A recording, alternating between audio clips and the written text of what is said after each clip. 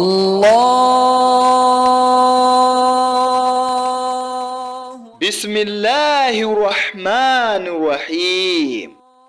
Umudawati ryahamye iyamuremye Isa. Amahoro y'Imana abane namwe nshuti bavandimwe dushinzwe kureba, kumva no gushyira mu bikorwa ibyo Imana yateguye. Uyu munsi rero bavandimwe ndi ku kiyaga cyiza cyane, murabibona, murakibona.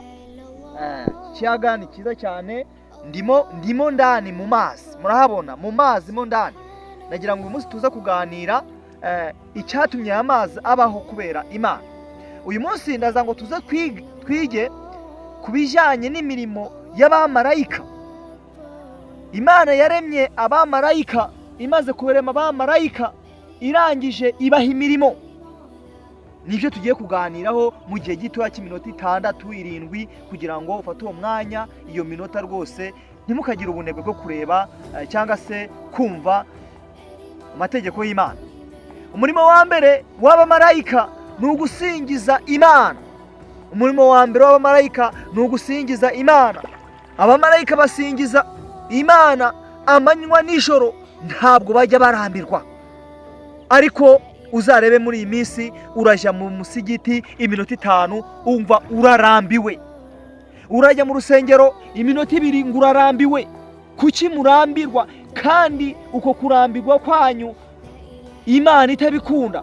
Niba wavuze ngo ugiye gusenga, genda usenge igihe kirekire, usenge utakambira Imana. Rero umurimo w'amarayika harimo gusingiza Imana ijoro n'amanywa, ntibajya barambirwa.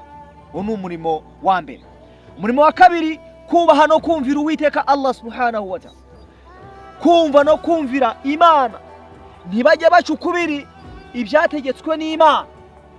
Abamarayika bashinzwe kumva no kumvira Imana, ntibajya baca ukubiri n'ibyategetswe n'Uwiteka. Ng'umurimo wa kabiri w'abamarayika. Umurimo wa gatatu, kumanura ubutumwa.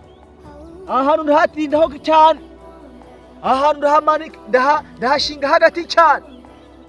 Kumanura ubutumwa, uyu ni umurimo w'abamarayika. Uyu mumarayika ushinzwe kumanura ubutumwa ku ntumwa ni marayika Jibril, marayika Gabriel. Ni nawe wamanuye Qur'ani ntagatifu, araje kuyimanura ayishyikiriza intumwa y'Imana Muhammadi, Imana imuha amahoro n'imigisha. Rero uyu murimo kumanura ubutumwa ni Jibril.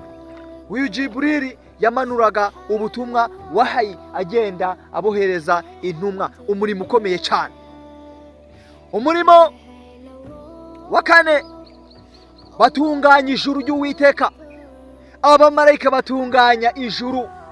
Bamara gutunganya ijuru, iyo bamaze gutunganya ijuru ry'Uwiteka Allah subhanahu wa ta'ala, baza bafite undi murimo wo kwakira bemera Imana.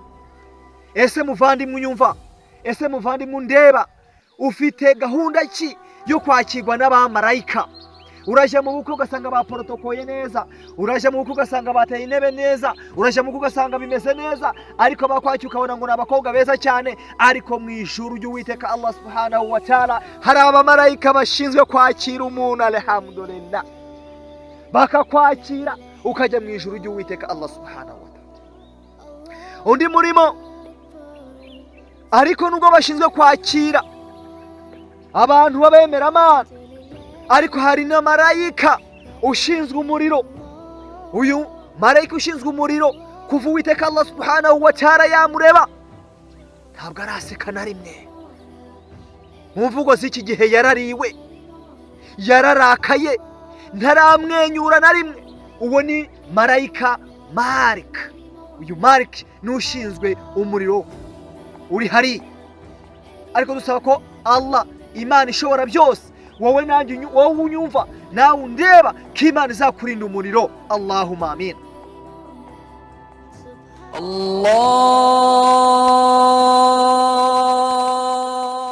Bismillahirrahmanirrahim.